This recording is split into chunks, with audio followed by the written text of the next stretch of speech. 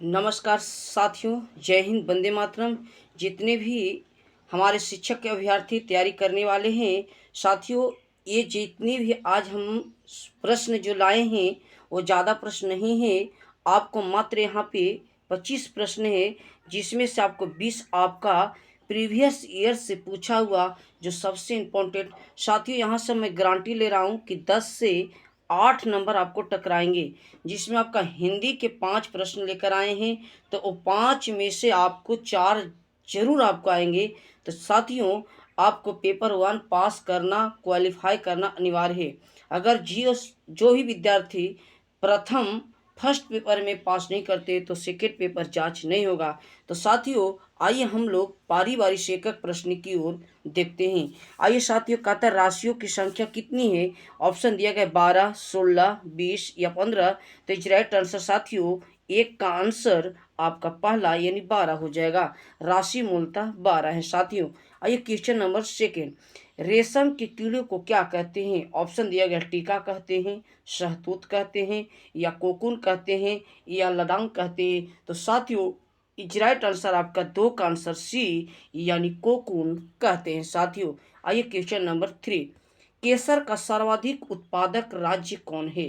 केसर का सबसे अधिक उत्पादक करने वाला राज्य केरल, जम्मू कश्मीर, गोवा, मध्य प्रदेश। तो साथियों, इजराइट आंसर हमारा हो जाएगा केसर का सबसे अधिक उत्पादन करने वाला राज्य जम्मू कश्मीर हो जाएगा साथियों। आइए क्वेश्चन नंबर 4 आते साथियों, निम्न में कौन उष्णकटिबंधीय फसल है। साथियों, सबसे इंपॉर्टेंट और सबसे वेरी वेरी इंपॉर्टेंट है। ऑप्शन दिया गया करेला, कॉफी, कपास या धान। तो साथियों, कौन सा फसल उष्णकटिबंधीय जो गर्म फसल में सबसे ज़्यादा होती है। तो कॉफ़ी इज राइट आंसर आपका बी हो जाएगा साथियों। आइए क्वेश्चन नंबर 4 की ओर आते हैं साथियों। क्वेश्चन नंबर 4, क्वेश्चन नंबर 4 है साथियों। अच्छा, 5 की ओर आते हैं साथियों। बंगलुरु को कहते हैं, बंगलुरु को क्या कहते हैं। ऑप्शन दिया गया है बगीचों का शहर, नवाबों का शहर, शीश महलों का शहर, या गरीबों का शहर।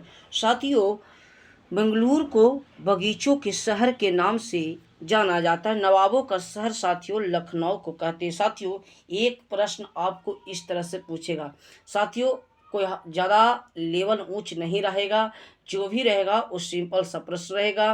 क्योंकि हम सभी बीपीएससी की तैयारी कर रहे हैं और बीपीएससी में ज़्यादा ऊंच लेवल नहीं रहेगा। तो आइए साथियों, सिंपल सा प्रश्न अगला आते हैं छठा, किस नदी डेल्टा क्षेत्र को चावल का कटोरा कहते हैं साथियों।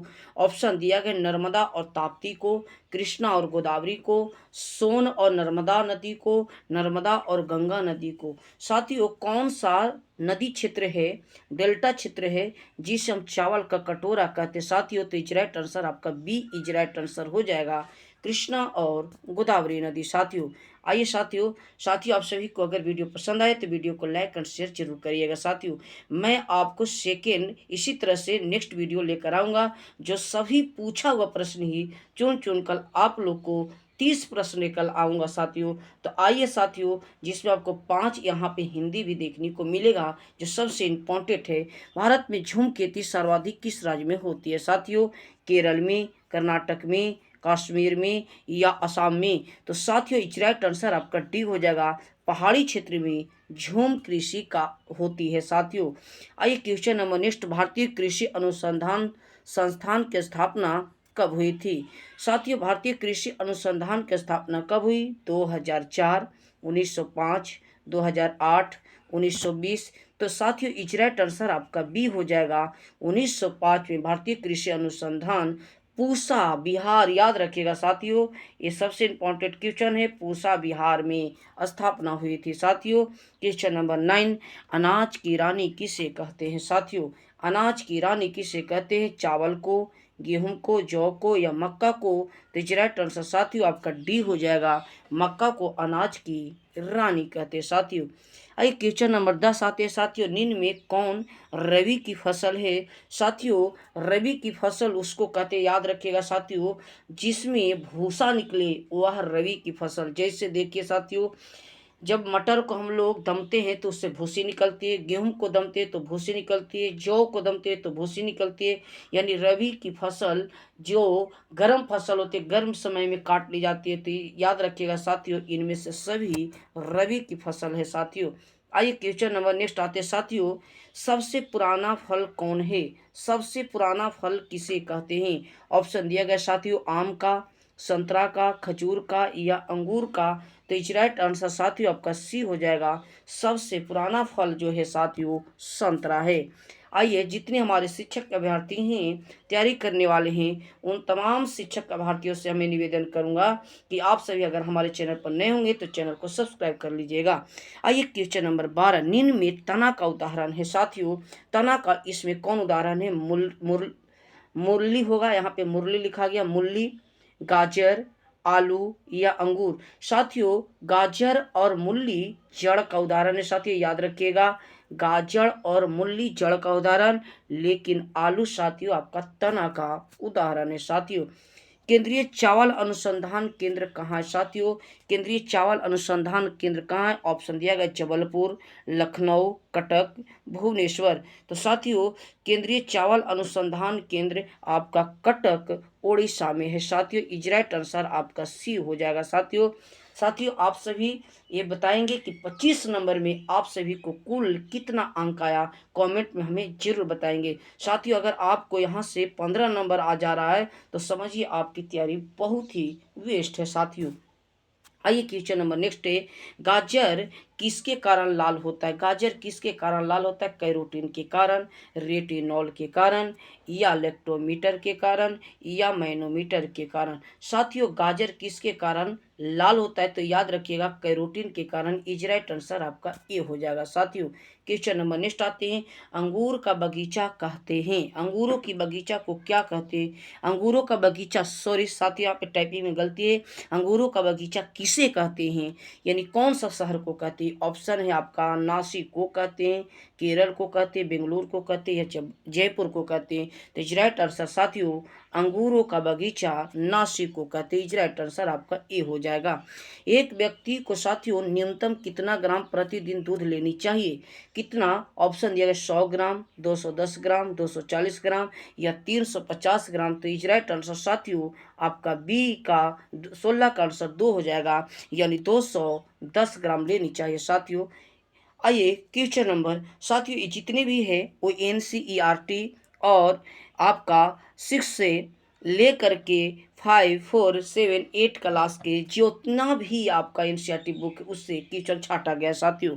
दूध में वसा मापने के किस विधि का प्रयोग किया जाता है? साथियों सबसे इम्पोर्टेंट चीज कि दूध में वसा मापने के लिए कौन सी विधि का प्रयोग करते हैं? ऑप्शन दिया गया लेक्टोमीटर, गर्बर विधि या हाइड्रोमीटर या दोनों एक ही ऑप्शन, एक होगा हाइड्रोमीटर, एक हाइग्रोमीटर साथियों याद रखिएगा। तो यहाँ पे दूध में वसा मापने के लिए किस विधि का प्रयोग? दूध की शुद्धता साथियों लेक्टोमीटर से मापा जाता है, लेकिन वसा को मापने के लिए गर्बर विधि का प्रयोग किया जाता है साथियों।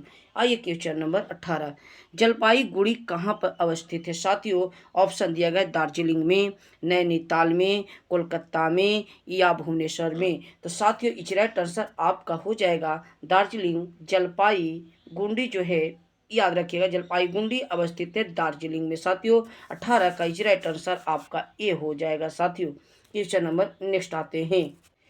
क्वेश्चन नंबर नेक्स्ट साथियों कि बिश्नोई का अर्थ होता है, ऑप्शन दिया गया है राजस्थान में रहने वाले लोग, राजस्थान के किसान, बिश्नोई का अर्थ 29 या बेकार रहने वाला किसान।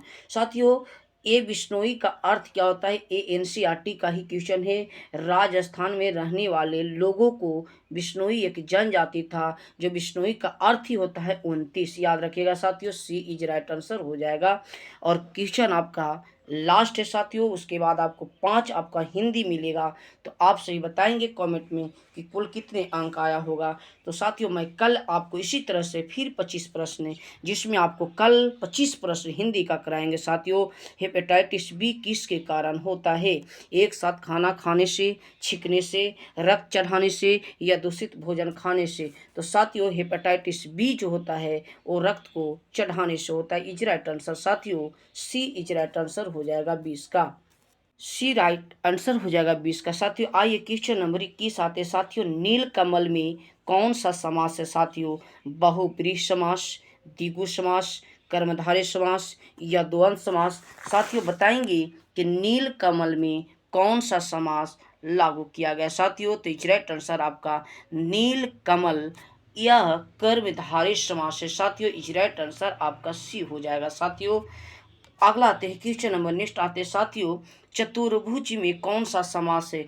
जी देखिए साथियों, जिसके चार भुजाएं हैं यानी चार समूहों का भुजा, यानी जिसकी चतुर्भुज चार भुजाएं हैं अर्थात द्वंद्व समास। साथियों याद रखिएगा, जिसमें समूह आएगा वह द्वंद्व समास होगा साथियों।